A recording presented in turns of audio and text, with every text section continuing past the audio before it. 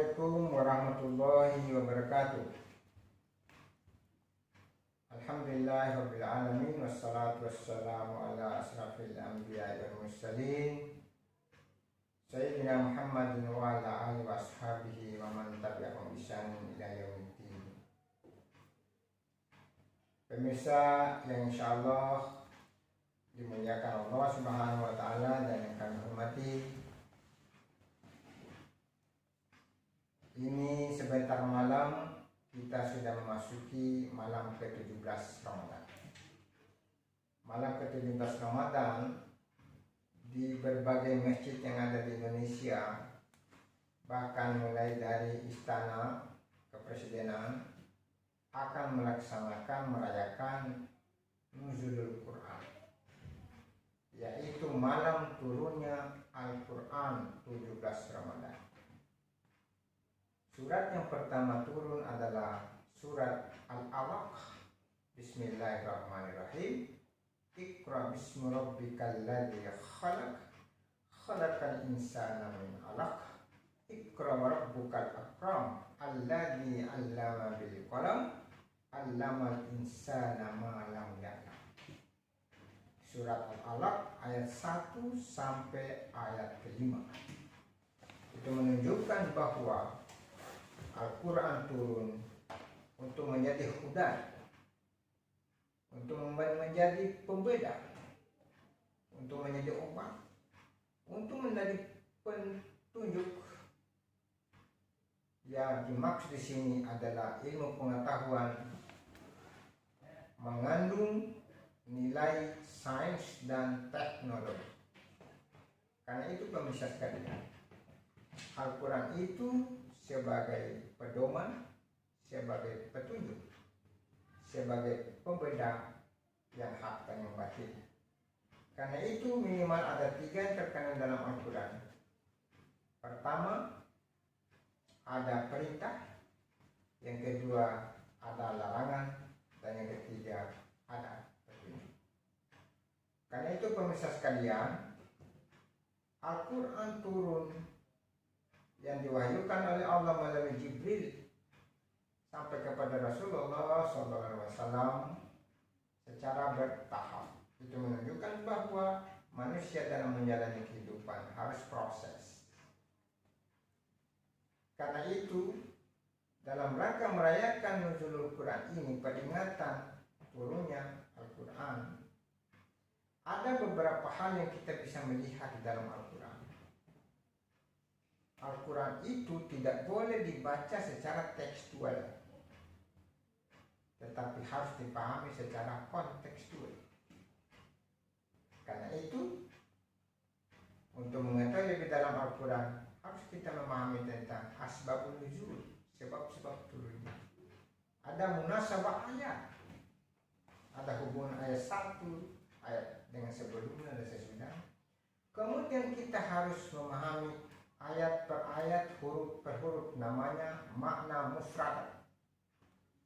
Kemudian nanti kita harus memahami dalam beberapa pandangan tafsir, apakah tafsir tematik, apakah tafsir maudhui, dan seterusnya, atau tafsir syar'i, atau tafsir falsafi, tafsir hermeneutik, dan seterusnya. Karena itu Al-Quran ibaratkan orang yang melihat permata. Setiap orang memandang permata berbeda pesan yang diperoleh dari permata. Atau mutiara misalnya. Dari berbagai arah orang memandang pasti memperoleh makna yang berbeda, pesan. Begitu juga Al-Quran.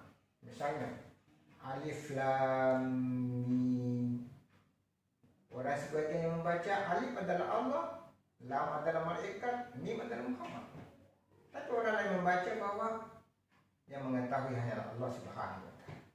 Disambung dzalikal kitabul la raiba fihi hudan lil muttaqin.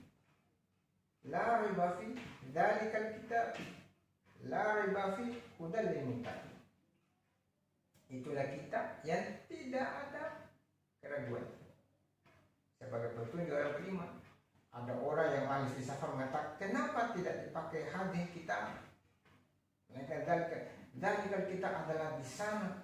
Karena itu kita ada di Lauhul Mahfuz. Ini adalah data yang ketika hancur semua alam kembali ke sisi Allah Subhanahu wa Ta'ala. Untuk mengetahui Al-Quran tentu kita harus membaca teks dan konteks. Ketika kita membaca itu, pemirsa sekalian, kita akan menemukan keistimewaan Al-Quran. Satu, memiliki konsep ketuhanannya yang tauhid ahad, konsisten. Misalnya ayat pertama dalam Al-Quran surat Al-Fatihah tentang Allah sampai ayat terakhir Tuhan tetap Allah. Tidak ada Tuhan sepupu, tidak ada Tuhan ibu, tidak ada Tuhan paman dan seterusnya. Allahu ahad. Allah itu sesat. Lam yalid walam yulad. Allah itu tidak beranak dan tidak diperanakan karena tetap Allah. Yang kedua, di dalam Al-Quran itu tersusun dengan kalimat yang sistematis. Oleh karena itu mulai ayat pertama sampai ayat terakhir yang lebih kurang 114 surat, ya, jumlah 114 surat, semuanya beruntun, tidak ada yang kontroversi. Yang ketiga, Al-Quran itu pemirsa sekalian memiliki keistimewaan gampang dihafal. Orang buta sekalipun bisa menghafal 30 juz. Pancasila, Undang-Undang Dasar 45 saja, banyak sudah bisa hafal. Disinilah keistimewaan Al-Quran. Bisa dihafal oleh siapapun. Tidak ada orang itu yang datang menjadi imam 30 malam, sholat tarawih dan seterusnya. Dia membaca, dia tidak buka, tapi dia sudah hafal. Disinilah Al-Quran ini adalah wahyu Allah. Manusia punya ruh, ruh adalah wahyu Allah. Ketemu ruh dengan sama ruh, dia bisa saling berharmonis dan sebagainya. Pemirsa sekalian, di dalam Al-Quran mengandung nilai seni. Siapapun yang membaca Al-Quran, kalau apalagi qori yang bagus imamnya, pasti menenteskan air mata. Orang sholat tidak perlu pakai musik, tidak perlu pakai gitar, tidak perlu pakai trompet dan seterusnya yang membuat orang menangis. Ternyata Al-Quran itu bisa seseorang mendengarkan, dia akan meleleh meluap air matanya karena merasakan ada seni di dalam.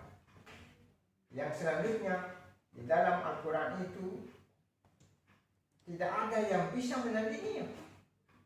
Meskipun satu ayat Allah menyampaikan dalam firman-Nya, wa in kuntum fi raibin mimma nazzalna ala abadina fa'tu bi suratin min mislihi wa da'u syuhada'akum min dunillahi in kuntum shadiqin.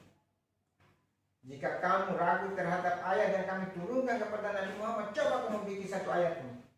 Kalau yang kamu benar, ternyata tidak bisa. Beberapa pakar sastrawan Arab jahiliyah menciptakan coba ayat menanding ayat, tidak bisa. Salman Rushdie saja yang dari Inggris mencoba untuk memiliki ayat-ayat setan, itu hancur berantakan. Dan yang terakhir pemirsa sekalian, dalam Al-Quran mengandung pesan ilmu pengetahuan dan teknologi. Ya ma'asyaral jinni wal ins man istata'tum min aqtaris samawati wal ardi ila ayat. Wahai sekelompok jin dan manusia, kalau kamu mau melintasi angkasa, silakan kamu lintasi. Tetapi tidak bisa kamu lintasi latan sununa illa bisultan. Kau tidak bisa kalau bukan dengan sultan, kekuatan. Sultan dengan ilmu pengetahuan. Orang yang pertama naik ke bulan itu ilmu pengetahuan dari Al-Quran. Salah satu yang disebut oleh orang bahwa penemu pertama pesawat dibilang Leonardo da Vinci. Bukan, itu apa ketujuh. Yang menemukan pertama pesawat adalah sahabat. Pada masa itu namanya Ibnu Abbas yang mencoba mempraktekkan terbang pesawat dari menara. Praktek pertamanya adalah sukses, yang kedua gagal dan jatuh. Itulah model pesawat yang pernah ditemukan oleh orang-orang Islam pada saat itu, yang dilanjutkan, diteliti, dimunculkan kembali orang-orang Barat abad ke-15. Karena itu pemirsa sekalian, untuk memahami Al-Quran harus dengan ilmu pengetahuan. Siapapun orangnya, kalau dia sudah memiliki ilmu pengetahuan, dengan sendirinya dia akan tunduk dan takut dan melakukan penelitian bahwa ternyata Al-Quran adalah firman Allah Subhanahu wa Ta'ala sebagai petunjuk, sebagai pembeda, dan dan sebagai pedoman. Semoga ada manfaatnya. Kita harus menjadi manusia yang Qur'ani kapan dimana saja kita berada. Wassalamualaikum warahmatullahi wabarakatuh.